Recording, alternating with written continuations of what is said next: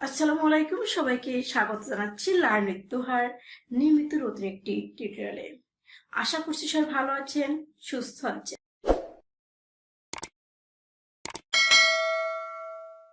গত কিছু টিউটোরিয়ালে আমি আপনাদের সাথে শেয়ার করেছিলাম ইংরেজি উচ্চারণ শেখার সহজ নিয়ম। আশা করছি ওই ভিডিওগুলো আপনারা প্রত্যেকে দেখে নিয়েছেন। আর যদি আপনি আমার এই চ্যানেলের নতুন দর্শক হয়ে থাকেন এবং যদি না দেখে থাকেন, তাহলে আই বাটনের লিঙ্ক দেওয়া থাকবে, অবশ্যই দেখে আসবেন। আজকে আমি আপনাদের সাথে আলোচনা করব অ্যাসপারেটেড সাউন্ড। মনে হচ্ছে আসলে কোনো আশা বা কোনো আকাঙ্ক্ষা নতুন কিছু নিয়ে আলোচনা করছি, আসলে তেমন কিছুই না। আমরা জানি ইংরেজি একটি সমৃদ্ধ ভাষা, যার শব্দভাণ্ডার রয়েছে ব্যাপক, এবং হয়তো শুনলে আপনি অবাক হয়ে যাবেন। ইংরেজিতে 9,88,964টি ওয়ার্ড রয়েছে। যে ওয়ার্ডগুলো আমি একজন বাঙালি হিসাবে বা আপনি একজন বাঙালি হিসাবে এতগুলো ওয়ার্ড মনে রাখা, উচ্চারণ করা খুব দুঃসাধ্য এবং কষ্টকর। আমরা যে কথা বলি, দৈনন্দিন জীবনে যে ইংরেজি উচ্চারণগুলো করে থাকি, সেই উচ্চারণে কিন্তু আমাদের অনেকটা ভুল থাকে। আজকে আমি আপনাদের সাথে সেরকম একটি টিপস শেয়ার করব, যে টিপস শেয়ার করলে অর্থাৎ এই টিপস থেকে আপনি প্রায় 1 লক্ষ ইংরেজি ওয়ার্ড উচ্চারণ করতে পারবেন 5 মিনিটে, মাত্র একটি টিপস ফলো করলে। আপনি যদি মনে করেন আমার এই ভিডিও থেকে আপনি উপকৃত হচ্ছেন, অবশ্যই চ্যানেলটি সাবস্ক্রাইব করে বেল বাটনটি অল করে অন করে রাখবেন, যাতে ভিডিও নোটিফিকেশন সবার আগে আপনি পেতে পারেন। আর হ্যাঁ, অবশ্যই ফ্রেন্ডস অ্যান্ড ফ্যামিলির সাথে শেয়ার করবেন, যাতে আপনার ফ্রেন্ডসরাও এই দুর্দান্ত টিপসটি সম্পর্কে জানতে পারে। চলে যাচ্ছি মূল পর্বে। আজকে আমি আলোচনা করব অ্যাসপারেটেড সাউন্ড। অ্যাসপারেটেড সাউন্ড হচ্ছে ইংরেজি যে লেটারগুলোতে আমরা উচ্চারণ করে থাকি স্বাভাবিক নিয়মে, তার সাথে একটি হ যোগ করা। অর্থাৎ কোনো ওয়ার্ডের উচ্চারণ করতে গিয়ে আমরা চিরাচরিত নিয়মের থেকে ওই ওয়ার্ডের প্রথম যে কিছু লেটার থাকে সেই লেটারের আলাদা উচ্চারণ করব। ওই লেটারের সাথে আমরা এক্সট্রা একটা, সেটাই হচ্ছে অ্যাসপারেটেড সাউন্ড। তো জেনে নেই ইংরেজিতে অ্যাসপারেটেড সাউন্ড কতটি। প্রত্যেকটা ভাষায় কিছু অ্যাসপারেটেড সাউন্ড থাকে, কিছু অ্যাসপারেটেড লেটারও থাকে। ইংরেজিতে 3টি অ্যাসপারেটেড সাউন্ড আছে। 3টি, আমি আবার বলছি, ইংরেজিতে 3টি অ্যাসপারেটেড সাউন্ড রয়েছে এবং অ্যাসপারেটেড লেটার রয়েছে 5টি। চলুন জেনে নিই লেটারগুলো কি কি। টির সাথে এক্সট্রা একটি এইচ উচ্চারিত হয়েছে, যার ফলে উচ্চারণ হবে ঠ। কে এর সাথে কে এইচ খ, কিউর সাথে কিউ এইচ খ, সির সাথে সি এইচ খ, পি এর সাথে পি এইচ ফ। অর্থাৎ প্রত্যেকটি লেটারের সাথে এক্সট্রা একটি এইচ যুক্ত হয়েছে, সেক্ষেত্রে উচ্চারণটা একটু অন্যরকম হয়ে গেল।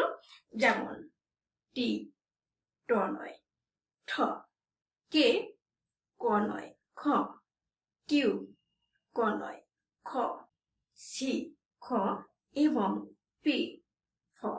তো আমরা যেটা খেয়াল করলাম সেটা হচ্ছে যে আমরা লক্ষ্য করে দেখতে পাবো যে 3টি রয়েছে খ এবং বাকি 2টি রয়েছে ঠ এবং ফ। তাহলে আমরা পেলাম যে ইংরেজিতে অ্যাসপারেটেড লেটার 5টি, বাট অ্যাসপারেটেড সাউন্ড 3টি। আমি একজন বাঙালি, বাংলা ভাষাভাষী। ইংরেজিতে অ্যাসপারেটেড সাউন্ড নিয়ে অনেক অনেক টিউটোরিয়াল রয়েছে, আপনি ইউটিউবে ছাড় দিলে পাবেন, কিন্তু বাংলায় একদম সীমিত। তাই আমি চেষ্টা করেছি বাংলায় অ্যাসপারেটেড সাউন্ড সম্পর্কে আপনাদের কাছে একটু পৌঁছে যাওয়ার। যদি কোনো ভুল হয়ে থাকে, অবশ্যই ভুলগুলো ক্ষমা সুন্দর দৃষ্টিতে দেখবেন। কারণ এবার আমরা দেখে নিব অ্যাসপারেটেড সাউন্ড সহ উচ্চারণ। যেমন টাওয়ার। আরেকটি কথা বলি, যে কোনো ওয়ার্ডের শেষে যদি আর থাকে, সে আর এর উচ্চারণটা কিন্তু অ্যাসপারেটেড হয়ে থাকে, তবে এটা কিন্তু অ্যাসপারেটেড সাউন্ড নয়, এটা হচ্ছে ব্যতিক্রম আর একটা রুলস। যেমন টাওয়ার, টাওয়ার উচ্চারণ হওয়া ছিল টাওয়ার, বাট উচ্চারণ কিন্তু টাওয়ার হয়নি, টাওয়া। ঠ টেবিল, আমরা বলে থাকি টেবিল, আসলে টেবিল নয়, টেবিল। এরপরে কুইল্ড, কুইল, কিং, খেল। যদি আরেকটু খেয়াল করি, ফাওয়া, পাইলট, প্রবলেম। যদি কোনো ওয়ার্ডের শুরুতে টি, কে, কিউ, সি ও পি থাকে, তাহলে এই লেটারগুলোর উচ্চারণ হবে একটু ব্যতিক্রম। এই প্রত্যেকটি লেটারের সাথে অতিরিক্ত একটা হ উচ্চারণ করা হবে। আমি আবারও বলছি, যদি কোনো ওয়ার্ডের শুরুতে টি, কে, কিউ, সি ও পি থাকে, তাহলে উচ্চারণের ক্ষেত্রে এই লেটারগুলোর সাথে অতিরিক্ত হ উচ্চারিত হবে। যেমন ঠেন, ঠ্যাপ, ঠেল, খুরান, হোয়াইট, খাইট, খ্যাট, খট, ফাওয়া, ফাইভ, পাইলট। এখন আপনার প্রশ্ন হচ্ছে, আমরা এই উচ্চারণগুলো কখন শিখছি বা কখন শিখবো, কিভাবে শিখবো? আমরা তো এই শব্দগুলি কখনোই ব্যবহার করি না। হ্যাঁ, আমরা বাঙালিরা এটা কখনোই ব্যবহার করি না, কারণ হচ্ছে আমরা এভাবে কথা বলতে পারবো না। আমাদের কথা বলতে হলে আমার ভাষাটা কাউকে বুঝতে হবে, আমি যার সাথে কথা বলি তারও আমার কথাটা বুঝতে হবে। যেমন আপনি যদি একজন ডক্টর হয়ে থাকেন, আপনার ভাষাগুলো একজন সাধারণ মানুষ বুঝবে না। আপনি ইঞ্জিনিয়ার হয়ে থাকলে আপনার ভাষাগুলো একজন সাধারণ মানুষ বুঝবে না।